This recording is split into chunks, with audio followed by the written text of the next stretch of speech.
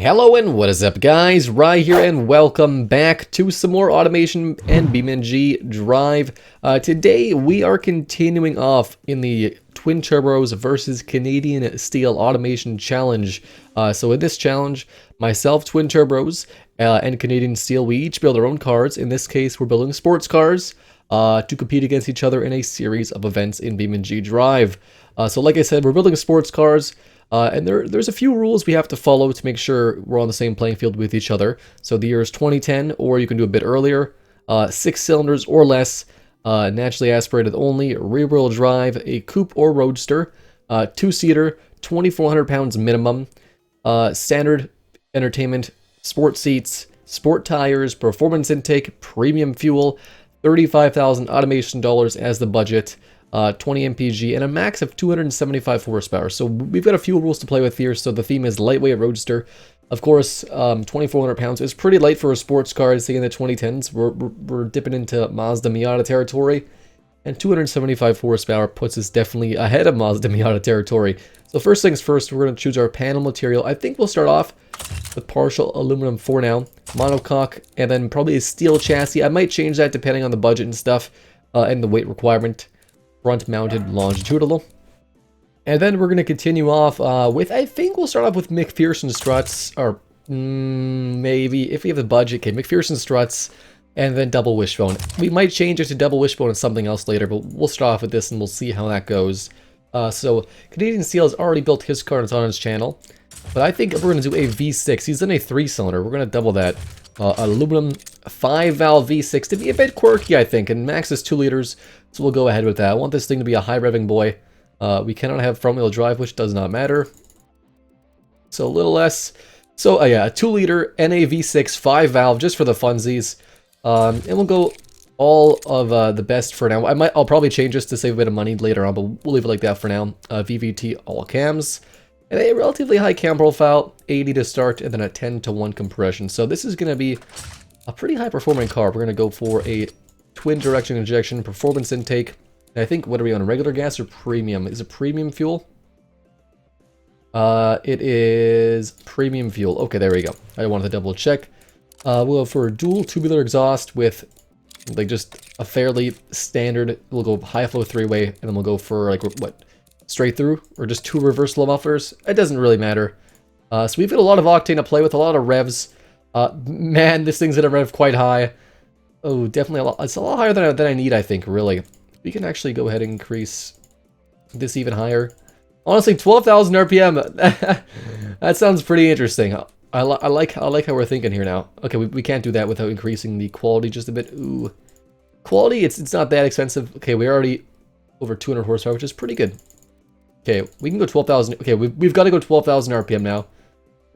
Oh, wow. Our budget's going to be all in the engine, which I love this already. This is honestly great. I was not expecting to do 12,000 RPM, but boy, oh boy, if it's gonna make this car better, then it sounds like a plan. We'll go 13 fuel mixture, and then we'll just increase the ignition time nice and high there, and then higher compression as well.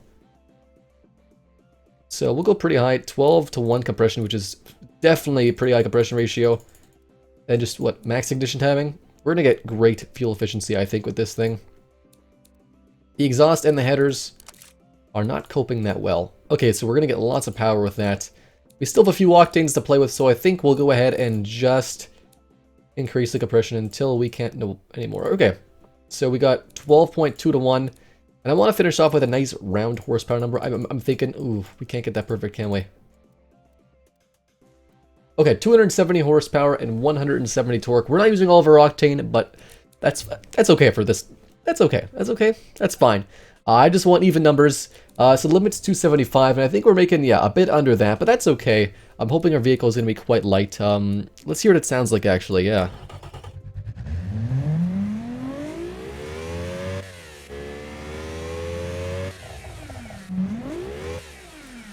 Oh, that's going to be great. We'll start off with the coupe body. If we have extra money left over and extra weight, we will put it on a convertible because that's just going to be cool. We're using this beautiful Aston Martin body.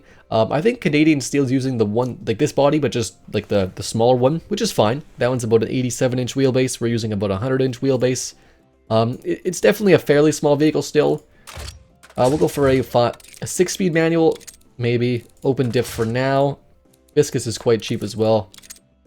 Then fairly large staggered tires, I think, is the way to go for now, probably. We'll do a little bit wider in the front, a little bit wider in the rear.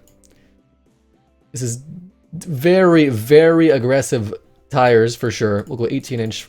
That's okay. We'll keep them very aggressive for now. Alloy wheels, I think. 3 pistons. And we'll do 2 pistons, just to start off. We're probably going to change that. Fully clad, we want that top speed and the fuel economy. And just a 2-seater. We'll go for sport and standard, I think is what it was. Standard, okay. And then just the best safety, I think, as always. Are we missing anything so far? No. We'll go for hydraulic power steering for now. And the best safety, I think the best safety is what we need. We'll go for just standard. Progressive? We'll go for progressive. Okay, so our vehicle is a bit heavier than his right off the bat, but our vehicle is quite fast. And we're way over budget. Oh, that's because, okay, we're losing some revs. That's okay. We'll lose some revs. We'll drop it down to 11,000, and then we will lower down. Actually, we will save some money first off, and just go forged, forged, and forged. Okay, that saves some money. Then we'll lower this down. We're gonna have to lose some more revs. That's okay. I know. I'm disappointed. I'm very disappointed. But you know what? Sometimes you gotta lower down the revs to have an engine that fits the requirements, I guess. We'll just give it a bit more fuel. And then we can do, I think, 1 more compression. Oh, gosh darn it. Just give me. Okay, this is fine for now. 169 torque. So we are probably almost... Oh, we're probably almost under budget now. Okay, 45 grand, we're getting there. We're gonna have to lower that down all the way. Oh, that's so unfortunate. So my dream of having a 12,000 RPM engine has already been shattered. The first, a 9,500 RPM red line is definitely more than any production V6 ever. So I'll take that. We can go for a per cylinder direct injection, even though that's not realistic. This is a performance car. You know what? I think we might allow that this time. What's the fuel economy ATM though? Only 15, so we need less fuel if anything. Go back to the engine here, and we will do a bit less fuel. And we'll lose some power with that. And a bit less compression. That's already a bit better. 18, there we go. I think it's good. We just gotta manage the gearing a bit better. So what we have, a 6-speed manual. So under 3,000 pounds, a pretty lightweight vehicle. The cost, under 35 grand. There we go. So we just need to fix... Just gotta fix the gearing, which will affect our fuel economy. We can get up to, wow, 280 kilometers an hour. It's pretty good actually. We'll increase that to that. 280 sounds like a plan, and we'll change the gearing just a bit. It's not actually affecting it all that much. 5.8. We can't get it that fast though. Okay, well, it's kind of a slow vehicle. I think we'll go for a viscous limited slip diff. It's gonna help just a bit there. It costs about $1,000, but the electric, we can go for steel wheels, I think. And the electric LLC is too much, right? Yeah, that's way too much. So if you go for viscous, we're at 35.7. An open diff. We really want some sort of differential. Open diff will not be fun. Viscous is the best. We'll go for a 6-speed, and then we'll go for a couple other things to get the budget down, I think. I mean, in reality, we can just game this and just do no traction aids, but that's kind of cheating, I think. That only saves us a little bit of money, too. We are going to actually lower this down. That'll save us a lot of money, and it just totally wrecks our reliability, but that doesn't matter. That doesn't matter for this challenge. Apparently not, and actually saves us weight as well. So we've saved a bit of money, and a bit of everything, clearly. So we have a 6-speed manual now. We have an electric limited slip diff. We can almost afford that. Wait, we can go for that for sport and just do passive sway bars. And now we're at 35. Ooh, this is getting there. Okay. So you know what? I think we've got the basis done. We're over by $100, but I'm going to fix it and tweak it, and we're actually under in the fuel economy. I'm going to tweak everything still and make sure it's all good. I'm also going to design the car. I'll do all this in a quick time lapse and go through it while I'm actually designing the car. And then after that, I'll talk about the car for a minute or two, and then we'll see what's going to happen with the next part of this challenge. So sit back, relax, guys, and I hope you enjoy. Alright guys, so we are going to start building our 2010 or 2010-ish kind of sports car Aston Martin kind of thing. So I did play around with the engine and stuff just a bit more before I started on the design. I'll go over that after the time lapse. But starting the front end here, Of course, this is an Aston Martin body, and I find this body kind of hard to work with without copying really Aston Martin. So I really tried to go for a completely original front-end design. I took a look at a lot of concept cars from the 2010 era, as well as some cars that are a bit newer than 2010, so 2012, 2013 kind of cars. Just to sort of see what they were doing for design, and then I went to total 360. So basically I have a grille stretching across the front end with another sort of vent on either side with headlights on top of that, but it all flows together quite nicely, adding a simple emblem in the middle there too. And the front fascias, the front bottom fascia is already pretty much done here. Just adding a few details, a few piping areas here and there, just to add depth to the front end. And then I add almost like a scale-like hood on the front, because I have an idea of what color I want. I just haven't put it on yet, and we'll look at that later.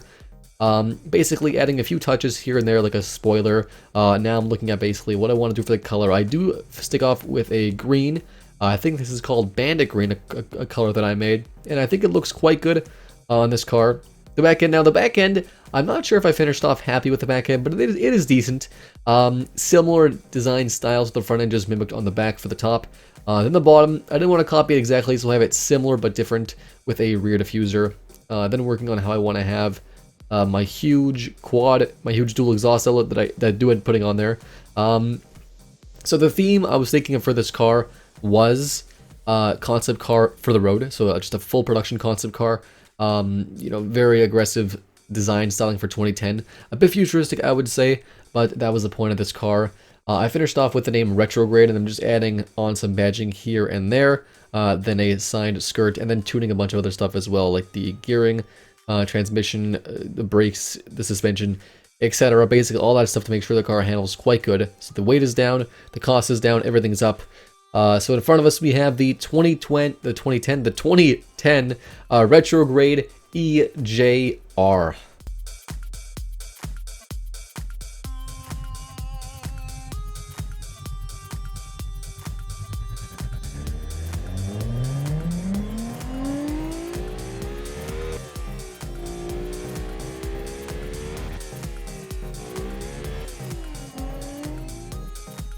Alright guys, so we have the car finished in front of us. Again, this is the 2010 Retrograde EJR. I think Retrograde is just such a cool name.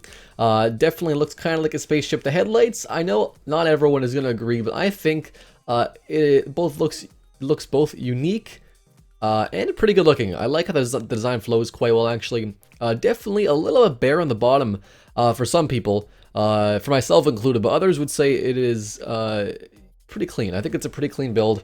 I'm very happy with how this headlight and this grille, everything else flows together pretty nicely. So this headlight sort of flows into this grille with another sort of intake. I'm not sure what it's for, because it's probably not for the engine, but you know, just disregard that. And then a very simple front air intake there, and then a big old open grille at the bottom there. Then we have some almost like scales in the hood. Of course, this is green like a dragon. We got scales, just a random badge.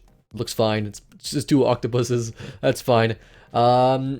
These wheels are a bit futuristic for 2010, but that's what I was going for. I was going for concept car-esque looks, which, you know, you might be able to tell. I took some similar cues from 2010 Lotus. I think it's the Lotus Esprit concept car. A couple of cues from there. A couple of cues from Aston Martin, because this is, of course, the Aston Martin body, etc. Yeah, it's a nice car. So we have some roof bulges there. We have a little bit of a antenna back there. Simple door handles, simple skirt on the side, simple vent on the side. The side's very clean. I like having a very clean side profile of the vehicle. The back, I'm not 100% happy with it. I'm never 100% happy with the back ends. The top especially. The top is just, you know what? I went for, again, similar to the Lotus concept car that I'm going to show on screen, but also it's got to be my own thing, obviously. And this car is almost concept car-esque in design, I think. Definitely very aggressive line to say a lot, clearly. So we have the retrograde badging back there. We have vents similar to the front, and we have some black cladding, just because why not? A nice simple wing in the back, big old wang, with a front or rear diffuser similar to how the front end is and stuff at the bottom. We have two huge, massive exhausts because, again, this is designed off of a concept car, and nothing says concept car like big wheels, big exhaust, and flamboyant colors, which I think it looks great. So this is like, what, like 3-4 inch exhaust on each side. It is a V6, and they don't quite fill it out 100%, but that's okay. Overall, Oh, and some mirrors on the side. Yeah, I can't forget the mirrors. Overall, very happy with how this thing turned out. It's going to turn out awesome, I think, in BeamNG. We'll see. And then a couple detail, obviously some piping around here to add a bit more depth and detail there. A couple things we changed. So it is a dual clutch 6-speed, dual clutch transmission, which is pretty fantastic. 0 to 60. That's not fully tweaked, but yeah, it's about 5 or so seconds. 5.2. Nice short gears. That's fun. That's fine. So 5.2 seconds, 0 to 60. Weighs 2,900 or so pounds. A viscous limited slip diff is what we went with. A bit smaller on the front tires. 3 piston and 1 piston, which I think they should cope. I don't want to use too much weight. We can make them probably a little bit bigger. A good amount of downforce in the rear though as well. Actually, I kind of want front downforce too. Ideally, just a bit of front downforce, not too much. What else have we done? So it's tuned to suspension and then a bit of tuning on the suspension. Not very much. It's not perfect. It's not going to drive great. That's okay. And then partial aluminum. We stuck with monocoque and partial aluminum because of cost restraints. I was going to go fiberglass, but yeah, it's just too expensive. And I can't fit exactly what I want with it. We could actually maybe go fiberglass with a manual 6-speed. Maybe. Ooh, no, not close enough. That's okay. Harsh aluminum. I'll take that and back to a dual clutch 6-speed, which is going to be pretty quick. Then also, I changed it to double wishbone front, which we could save some weight going McPherson struts, but double wishbone's more sporty. And multi-link in the rear, so it's a nice expensive suspension setup. We have a few $100s to play with, which honestly, that's okay. I guess we can probably just tune the gearing maybe a bit even. I don't know, increase the chassis slider 1 or 2 times. A couple times. Did it actually go down in cost? Maybe it did. And there's too much money already. So yeah, the car is done. Definitely a lot of fun to make this car.